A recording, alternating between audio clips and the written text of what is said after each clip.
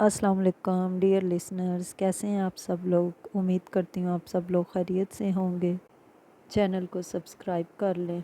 ये तितलियों के शहर में नावल का आज पार्ट 5 है, तो आइए शुरू करते हैं। वो उसे लेकर ड्राइंग रूम में पहुंचने तक बिल्कुल ही हवास बाख्ता हो चुका था। गेट, लॉन, बरामदा, गैराज, सर्वेंट क्वार्टर, अब ड्राइंग रूम में इसकी आंखें फटी की फटी रह गई थी। वो आंखें फाड़े मेहराब को देख रहा था, बिल्कुल आम से शलवार कमीज़ में मलबूस, कंधे पे लंबा सा दुपट्टा लिए, निचले लब को दांतों तले कुचले जा रही थी। मैंने तुम्हारे लिए नाश्ता खुद अपने हाथों से बनाया है, तुम यहीं बैठो, मैं लेकर आती हूँ। वो तेज़ी से अपने दाएं तरफ मुड़ी तो उससे खामोश रहना मुहाल हो गया। मेहराब, ये तुम मुझे कहाँ ले आई हो? वो पलट कर इसे देखने लगी। तुम बैठो, मैं नाश्ता लेकर आती हूँ, फिर तुम्हें बताती हूँ। नहीं मेहराब, इसने बाहर जाने के लिए कदम बढ़ा दिए। चलो कहीं और चल कर बात करते हैं। इसे वहाँ एक पल ठहरना मुहाल लगने लगा। अजीब घुटन इसके अंदर बढ़ गई थी। अमजद, वो इसके करीब आ गई। यहाँ तुम मेरे लिए आए हो, फिर क्यों जा रहे हो? इसकी आवाज़ भरा गई। वो शाकी नज़रों से इसे देखने लगा। ये वाकई तुम्हारा ही घर है? इसने दाएं बाएं नज़रें घुमाकर इसे भी तुर्श नज़रों से देखा, और इससे पहले कि वो कोई जवाब देती, सामने वाले कमरे से तैमूर अली जैदी बरामद हुए। वो चौंक कर इन्हें देखने लगा। इस वक्त वो सूट में मलबूस थे, हाथ में सिगार था, और वो हौले हौले कदम उठाते इन्हीं की जानिब बढ़ रहे थे। पापा, ये अमजद हैं।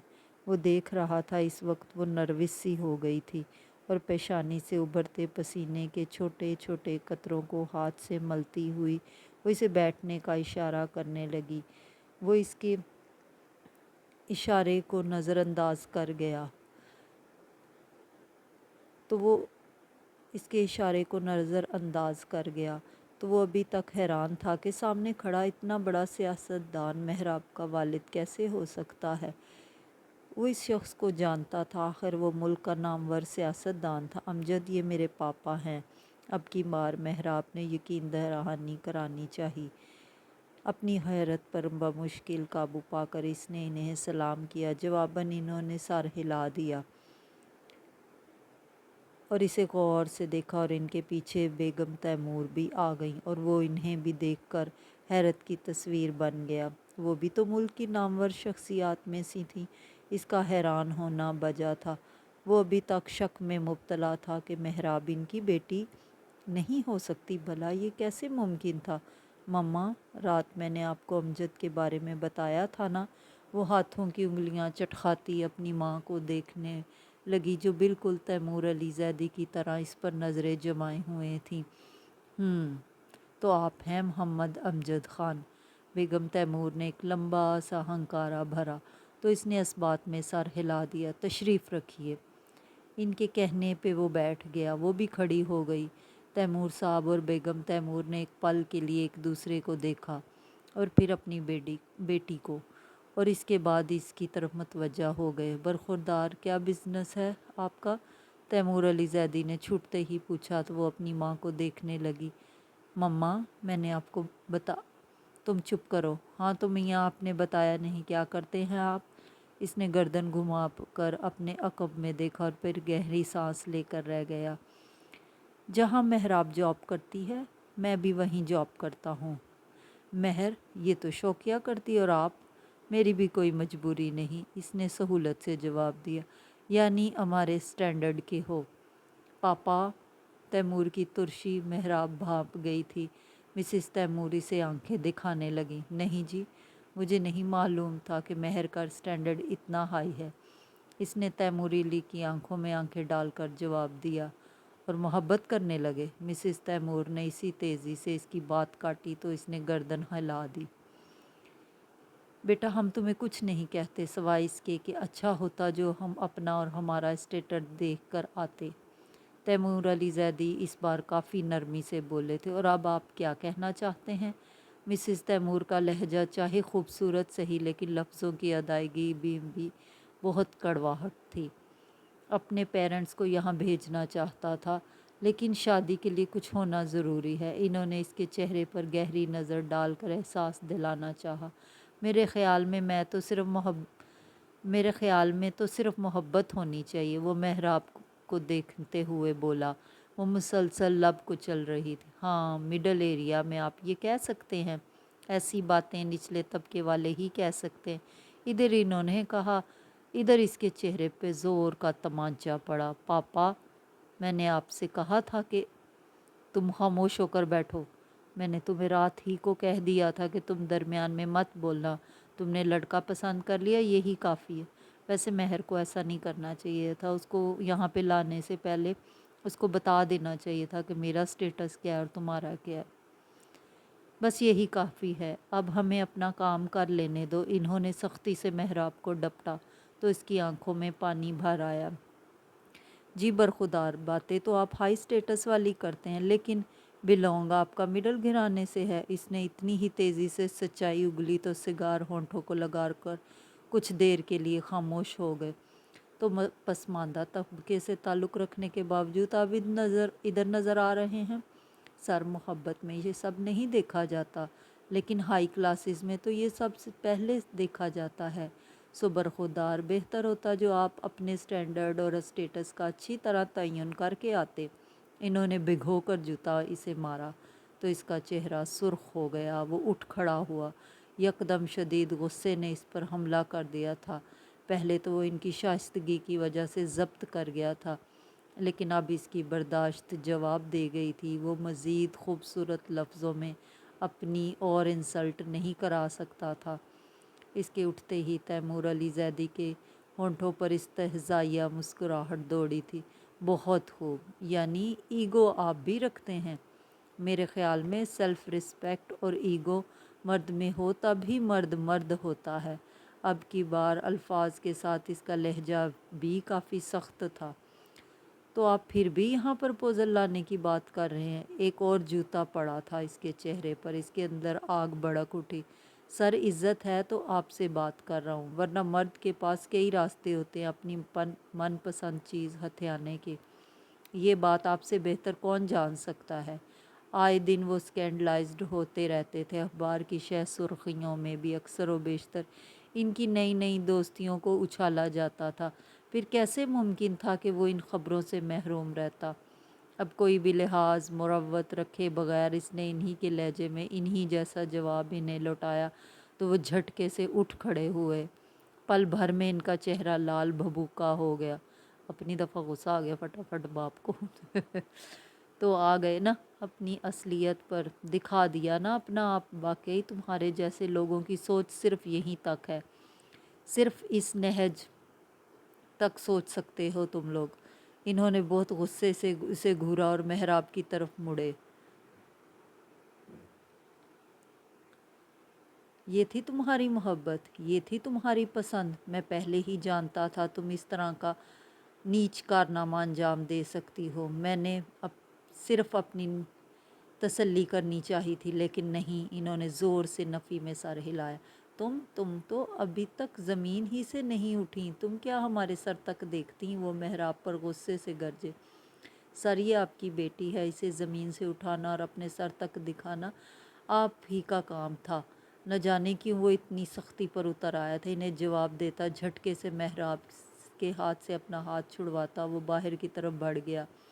امجد میری بات سنو، ٹھہرو امجد۔ وہ اب بھی اس کی طرف لپکی تھی، لیکن بیگم تیمور نے اسے بازو سے پکڑ کر اپنی طرف کھینچ لیا اور وہ غصے سے وہاں سے نکل گیا۔ اس کی وہ پوری رات جیسے کانٹوں پر گزری تھی، اور محراب کی آنسوؤں کے سمندر میں اگلی صبح وہ روتی ہوئی اس کے دروازے پہ زور زور سے ہاتھ مار رہی تھی۔ وہ سوتا جاگتا دروازہ کھولنے آیا اور دروازہ کھلتے ہی وہ روتے ہوئے اس کے سینے سے لگ گئی۔ وہ اس کے اس طرح رونے سے پریشان ہو گیا تھا، لیکن وہ اس کے سینے میں سردی چپ ہونے کا نام نہیں لے رہی تھی۔ وہ اسے اسی طرح بازوؤں کے حصار میں لیے اندر آ گیا۔ وہ اسے صوفے پر بٹھا کر اس کے لیے ٹھنڈا پانی لے کر آیا تو اس نے اسے اس کے سامنے اپنے دونوں ہاتھ باندھ دیے۔ مجھے معاف کر دو امجد، میری وجہ سے تمہیں ماما پاپا کی باتیں سننا پڑی۔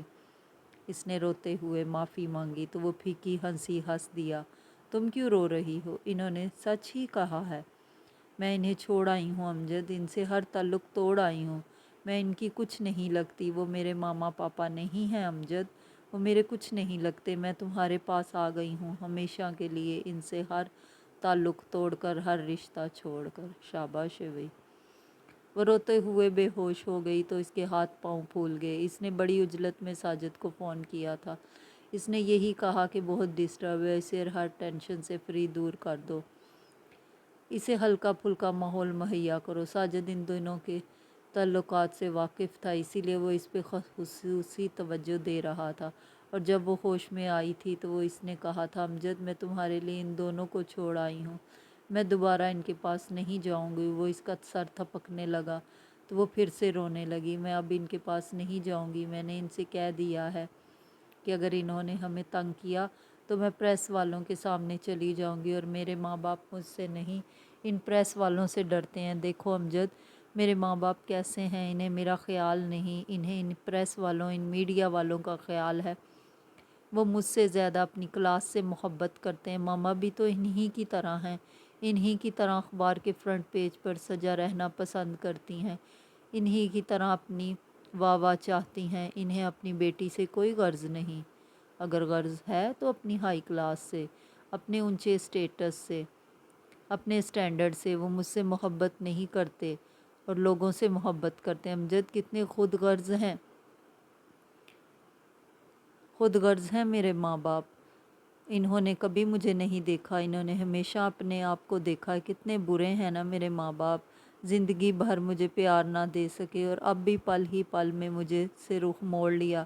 اسی لیے امجد، اسی لیے میں نے ان کو چھوڑ دیا۔ میں تمہارے پاس آ گئی ہوں امجد، میں نے تم میں اپنا آپ کو ڈھونڈا ہے، تم میں اپنے آپ کو پایا ہے۔ وعدہ کرو، وعدہ کرو تم مجھے کبھی نہیں چھوڑو گے، وعدہ کرو مجھے کبھی اکیلا نہیں چھوڑو گے۔ اس نے روتے روتے اس کا ہاتھ پکڑ لیا اور اس نے اپنی اشک بری آنکھوں سمیت سر ہلا دیا تو وہ پھوٹ پھوٹ کر رو دی۔ وہ جانتا تھا اسے چوڑیاں، مہندی اور پھولوں کے گجرے بہت پسند ہیں، اسی لیے وہ شام کو اس کے لیے پھولوں کے گجرے اور چوڑیاں لے آیا۔ وہ چوڑیاں اور گجرے دیکھ کر کھل اٹھی اور فوراً گجرے کلائیوں میں سجا لیے تھے، اور وہ چاہتا بھی یہی تھا کہ فی الحال وہ ہر سوچ سے آزاد ہو جائے۔ یہ دیکھو کیسے لگتے ہیں یہ پھول میری کلائیوں میں؟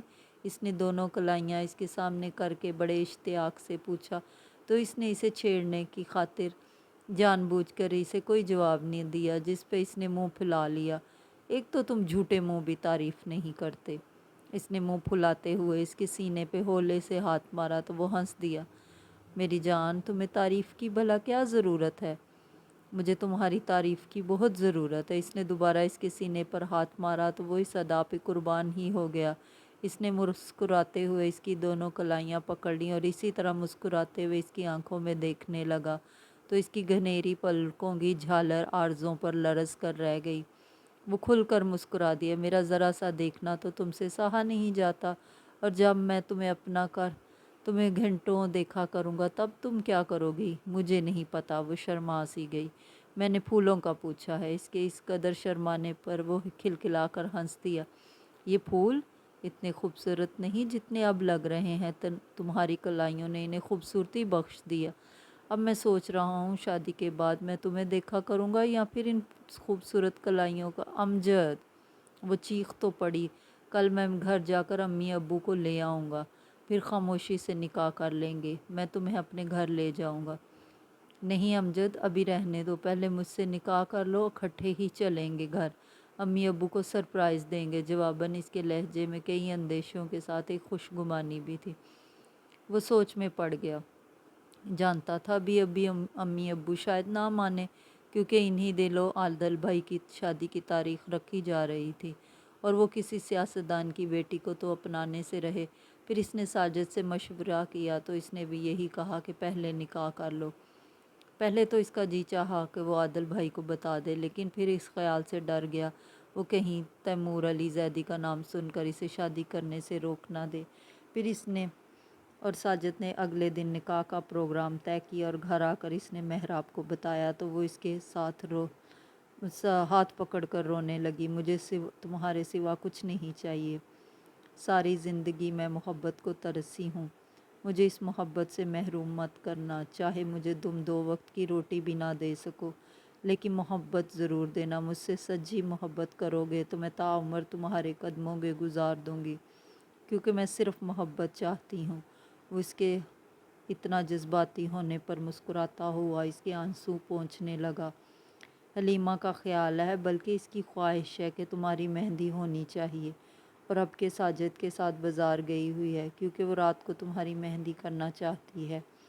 اس نے بات بدل کر ماحول کو ہلکا پھلکا کرنا چاہا تو اس نے آنکھیں پھیلا لیں۔ یہ حلیمہ ساجد کی بہن کا خیال ہے؟ نہیں، میرا بھی خیال ہے، ویسے بھی یہ میری خواہش بھی ہے۔ اس کے محبت سے دیکھنے پر اس نے شرماتے ہوئے دائیں بائیں دیکھنا شروع کر دیا۔ حلیمہ لینے کیا گئی ہے؟ کچھ دیر بعد وہ بولی، تمہارے لیے شادی کا اور مہندی کا سوٹ۔ مجھ سے رنگ تو اس نے پوچھے ہی نہیں، تو کیا ہوا، میں نے بتا دیے۔ کون سا؟ اس نے بہویں سکیڑی۔ بلو، یلو اور مہرون۔ مہندی کے لیے یلو ہی ہوتا ہے نا؟ نہیں، جانتے ہو نا مجھے یلو کلر سے کتنی چڑ ہے، پھر بھی تم نے کہہ دیا۔ وہ جانتا تھا یلو کلر یہ وہ اسی طرح چڑ جاتی ہے، اسی لیے اس نے جان بوجھ کر اسے یہ رنگ بتایا۔ اس کے چڑنے پر وہ ہنس دیا، اور جب حلیمہ واپس آئی تو وہ مہندی کے لیے اورنج سوٹ لائی تھی۔ بقول اس کے امجد بھائی کو بھی نہ جانے اس رنگ میں کیا نظر آیا۔ مہندی کے لیے اچھا خاصا پیلا رنگ ہی چلتا ہے۔ انہیں انوکھی سوجی لے کے یہ رنگ بتا دیا۔ میں نے ساجی بھائی کو 100 بار کہا کہ آپ یہ رنگ پسند نہیں کریں گے، لیکن وہ بھی امجد بھائی کے لنگوٹیے ہیں، کیسے ان کی بات سے اختلاف کرتے۔ کبھی کہتے ہیں پھول یہاں سے نہیں خریدنے وہاں سے خریدنے، گجرے 2 اچھے ہیں یہ نہیں، ارے یہ بھی کوئی چوڑیاں ہیں، چوڑیاں تو میری پسند کی چلیں گی۔ ایمان سے تپا کے رکھ دیا انہوں نے۔ اس سے بہتر تھا میں دلہن صاحبہ کے ساتھ شاپنگ کرنے چلی جاتی۔ اپٹن لیا تو کہنے لگے یہ پیلے رنگ کا ہے، کوئی اور رنگ لو۔ یقین مانے تب میرا جی چاہا سب ڈبے ان پہ الٹ دوں۔ پتہ نہیں کس طرح خود پر کنٹرول کر گئی۔ اب بھی دیکھیں وہ دونوں جیولری شاپ پر چلے گئے ہیں۔ میں نے کہا مجھے بھی ساتھ لے جائیں۔ کہنے لگے تم کسی کام کی نہیں، اپنا منہ تو بند کر نہیں سکتی، جیولری خاک پسند کرو گی، لے کے تانا مار دیا۔ اب آپ ہی بتائیں میں کیا زیادہ بولتی ہوں؟ وہ جو آنکھیں پھاڑے منہ کھولے اپنی گردن کو دائیں بائیں ہلائے جا رہی تھی، اب بھی گردن اس بات میں ہلا گئی۔ ہیں؟ کیا کہا میں زیادہ بولتی ہوں؟ وہ تو سمجھو غش کھانے کو تھی۔ اس نے فوراً نفی میں سر ہلا دیا۔ وہ ہنس پڑی، پھر تمام چیزیں اس کے سامنے پھیلا کر اسے دکھانے لگی تو وہ خوشی خوشی سب چیزیں دیکھنے لگی۔ ڈیپ اورنج کلر کا کرتا پجامہ پہنے، سر پہ ہم رنگ زرتار آنچل اوڑے، موتیا اور گیندے کے ڈھیروں پھولوں کو بالوں میں گوندے، کلائیوں میں گلاب موتیا گجرے کے سجائے۔ جب اس کے برابر بیٹھی تو اس کا دل دھڑکا گئی۔ وہ بار بار کن اکھیوں سے اسے دیکھتا، اسے آنکھوں کے راستے سے دل میں اتارنے کی کوشش کر رہا تھا۔ ساجد ان دونوں کو ساتھ بٹھا کر مووی بنانے میں لگا تو حلیمہ نے کیمرہ سنبھال لیا اور دھڑا دھڑ تصویریں اتارنے لگی۔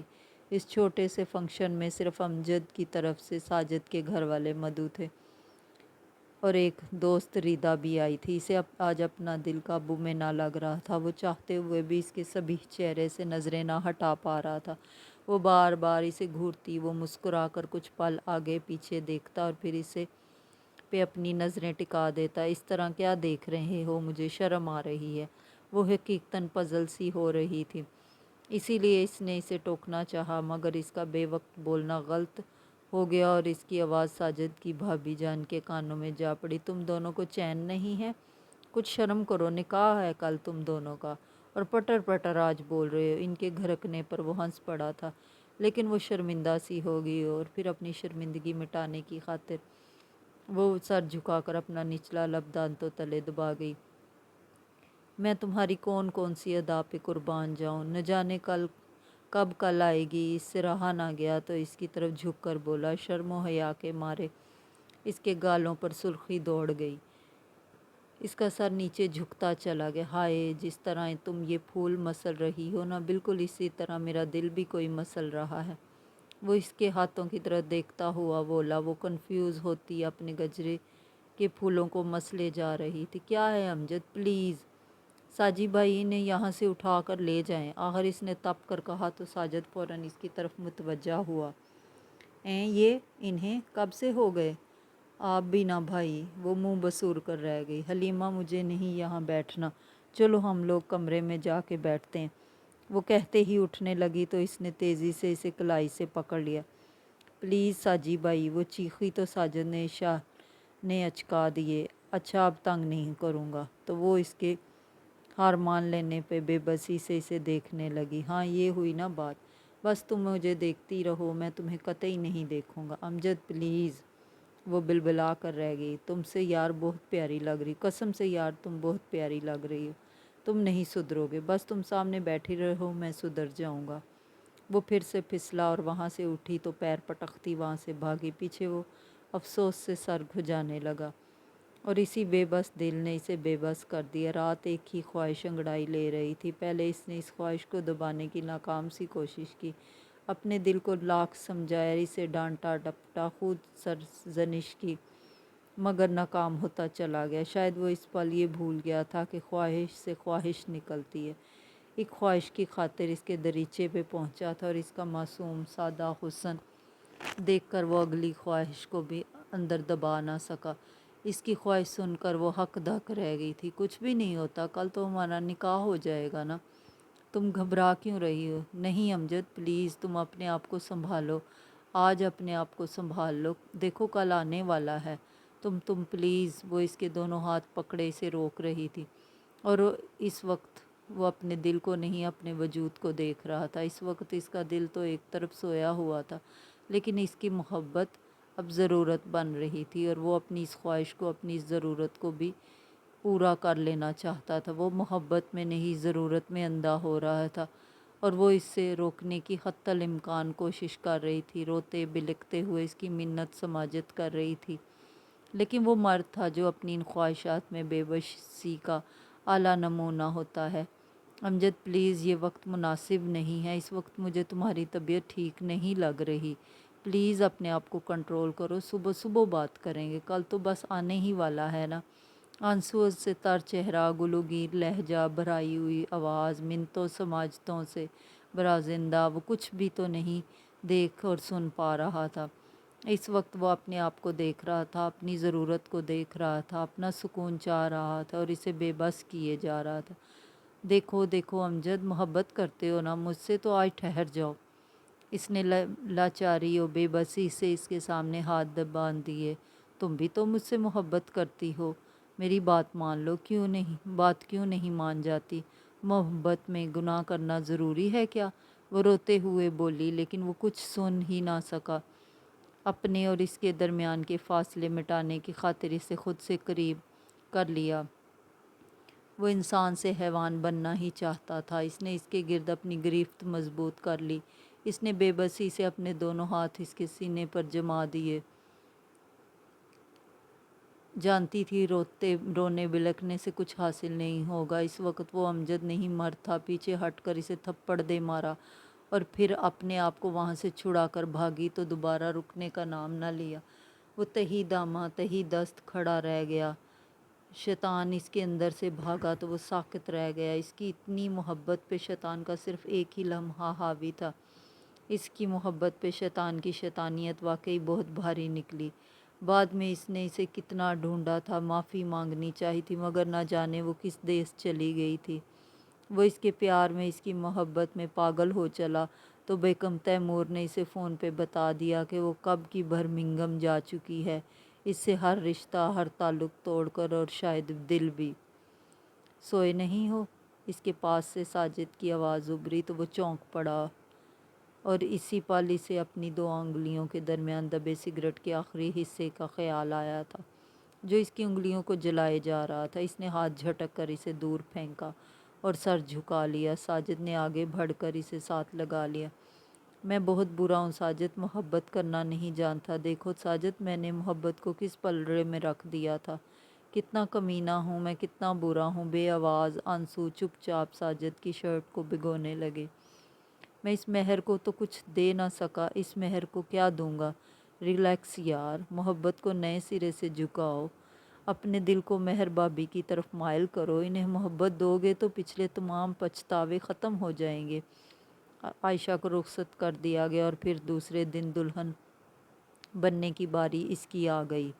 رسموں کا وہ تانتا باندھا گیا کہ وہ تپ کر رہ گیا۔ ویسے بھی اس کی طبیعت خراب ہو رہی تھی، سر میں پہلے ہی سے درد تھا اور اب اندر کی گھٹن دھوئیں کی طرح پھیل رہی تھی۔ اماں وغیرہ نہ جانے کون کون سی رسمیں کیے جا رہی تھیں۔ وہ بیزار بیزار سا بیٹھا، کبھی پیشانی مسلتا، کبھی سینہ، اور اب بار بار اپنے ہاتھوں میں بالوں میں انگلیاں چلا رہا تھا۔ وہی بے چینی اندر باہر پھیل گئی۔ بھابی پلیز جلدی کریں، اس کی آنکھیں بھی سرخ ہو رہی تھیں اور ساجد اس کی حالت سے معاملہ بھانپ گیا تھا، اسی لیے اس نے بھابی کو جلدی کرنے کو کہا۔ اگلے 10 منٹ میں مہر کو سجے سجائے کمرے میں پہنچا دیا گیا۔ طبیعت تو ٹھیک ہے نا تمہاری؟ ساجد کا پریشان ہونا بجا تھا، اس کی طبیعت آہستہ آہستہ بگڑ رہی تھی۔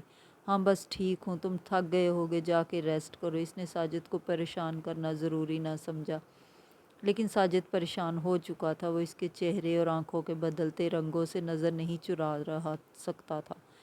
یار کیا ہو گیا ہے تمہیں؟ اس قدر تیز بخار ہے، کیا سوچ رہے ہو کہ ماتھے کی رگیں بھی تنی ہوئی ہیں جس کی وجہ سے بخار نے تمہیں آ لیا ہے؟ اب یہ سوچنا ووچنا بند کرو اور یہ گولیاں کھا کر اپنی دلہن صاحبہ کے پاس جاؤ۔ اس نے بھابی سے کہہ کر دودھ گرم کروایا تھا اور اب اسے گولیاں کھلا کر اور دودھ پلا رہا تھا۔ اس نے بھی بنا چوں چرا کیے گولیاں دودھ کے ہمراہ لے لیں اور کچھ دیر بعد وہاں سے اٹھ کر کمرے میں آ گیا۔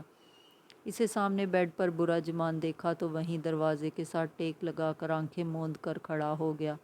اس وقت اس کے اندر نہ نئے احساسات تھے، نہ ہی انوکھے جذبات، بلکہ اس وقت اسے اپنا دل اور اپنا آپ قطعی خالی لگ رہا تھا۔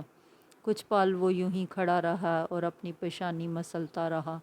وہ کن آنکھیوں سے اسے دیکھ رہی تھی؟ اس نے آنکھیں کھولیں تو اسے اپنی طرف دیکھتا پایا۔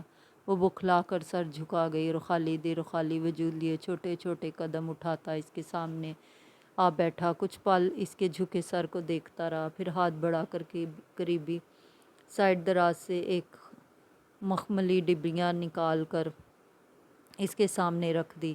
تھوڑی دیر بعد خود ہی اس میں سے بریسلٹ نکال کر اسے غور سے دیکھنے لگا۔ یہ بریسلٹ اس نے 4 سال قبل اپنی محبت کو دینے کی خاطر خریدا تھا، جو اسی طرح پڑا رہ گیا۔ اب نہ جانے کیوں وہی بریسلٹ نکال کر اسے دینے والا تھا۔ اس نے آہستگی سے اس کی کلائی تھام کر اسے بریسلٹ پہنا دیا۔ پورے جسم میں شدید درد کی لہر ابھر کر معدوم ہو گئی اور پھر اس نے اتنی ہی آہستگی سے اس کی کلائی بھی چھوڑ دی۔ اچھی لگ رہی ہو۔ نہ جانے کس دل سے اس کے منہ سے یہ الفاظ نکلے تھے۔ وہ سر جھکائے بیٹھی رہی تو اس نے اپنا سر اپنے دونوں ہاتھوں پہ گرا لیا۔ اس کمرے میں ایک بار پھر گہری خاموشی چھا گئی اور اسی خاموشی سے گھبرا کر وہ سر اٹھا کر اسے دیکھنے لگی تھی۔ آپ کی طبیعت تو ٹھیک ہے نا؟ اس نے اس کے کندھے پر ہاتھ رکھا تو وہ چونک کر اسے دیکھنے لگا۔ اس کی آنکھیں بے تحاشا سرخ ہو رہی تھیں۔ ایک پل کے لیے وہ اس کی سرخ ڈوروں والی آنکھیں دیکھ کر ڈر گئی۔ آئی ایم سوری، میری طبیعت کچھ ٹھیک نہیں، تم چینج کر کے سو جاؤ۔ اسے اپنی آواز بھی کہیں کھائی سے آتی محسوس ہوئی۔ وہ فوراً اٹھ کھڑی ہوئی، واپس آئی تو اسے آنکھوں پر بازو رکھے لیٹے پایا۔ سر دباؤں آپ کا؟ نہیں شکریہ، تم سو جاؤ، وہ اسی حالت میں بولا تو وہ لب کاٹتی وہیں اس کے پاس لیٹ گئی۔ طبیعت زیادہ خراب تو نہیں؟ تھوڑی دیر بعد اس نے سر اوپر اٹھا کر اس سے پوچھا، لیکن اس نے کوئی جواب نہ دیا۔ وہ کچھ ثانیوں تک اسے دیکھتی رہی، پھر کروٹ بدل گئی۔ اس کی آنکھوں میں چمکتا پانی سے نظر ہی نہ آ سکا۔ صبح جب وہ جاگا تو اسے وہ کمرے میں کہیں نظر نہ آئی۔ وہ اٹھ کر باتھ روم میں گھس گیا۔ فریش ہو کر باہر نکلا تو عادل بھائی نے اسے ساتھ لگا لیا۔ کب سے کہہ رہی ہوں ناشتہ کر لو ناشتہ کر لو، لیکن لڑکی سن ہی نہیں رہی۔ کہتی ہے بھوک نہیں، 2 دن ہو گئے ہے بھوکی پیاسی، لیکن پھر بھی اسے بھوک نہیں۔ بھائی تو کہہ رہے تھے وہ صبح سے بھوک بھوک چلا رہی ہے، لیکن انہوں نے اسے ناشتہ نہیں کرنے دیا۔ توبہ ہے، بالکل عورتوں کی طرح جھوٹ بولتے ہیں۔ وہ بیچاری تو ابھی بھی کمرے سے نکلی ہے اور انہوں نے لے کر اس پر الزام لگا دیا۔ ابھی بتا دوں نا اس کو تو ان کے سارے حساب کتاب چکتا کر دے۔ بھابی کے بھڑکنے پہ وہ ہنستے ہوئے اماں کے کمرے کی طرف بڑھ گیا۔ ولیمہ دن کو ہی تھا، وہ چاہتے ہوئے بھی چہرے پہ بشاشت نہ لا سکی۔ بھابھی ایک دو بار مشکوک تو ہوئیں، لیکن اس سے کچھ پوچھ نہ سکیں، اور رات کو وہ بے بس ہوا اس کے سامنے بیٹھا تھا۔ مہر گھر والوں نے کچھ زیادہ ہی جلدی کر دی۔ ابھی میرا دل، میرا ذہن یہ حقیقت قبول کرنے کو تیار نہیں تھا۔ میں جانتا ہوں تمہارے ساتھ زیادتی کر رہا ہوں، لیکن مہر تم مجھے سمجھنے کی کوشش کرو۔ میں چاہتے ہوئے بھی یہ حقیقت قبول نہیں پا رہا۔ آئی ایم ایکسٹریملی سوری مہر۔ میں چاہتے ہوئے بھی تمہیں وہ مقام، وہ رتبہ نہ دے پا رہا، اسی لیے میں چاہتا ہوں تم کچھ دن انتظار کر لو۔ میں لوٹ کر تمہاری طرف ہی آؤں گا، بس ذرا دل اس طرف جھک جائے۔ وہ اس کی جھکی آنکھوں میں دیکھتے ہوئے بولا۔ جی تو لسنرز، کیسا لگا یہ ناول آپ کو؟ اس کا لاسٹ پارٹ انشاءاللہ کل یا پرسوں آپ کو انشاءاللہ مل جائے گا۔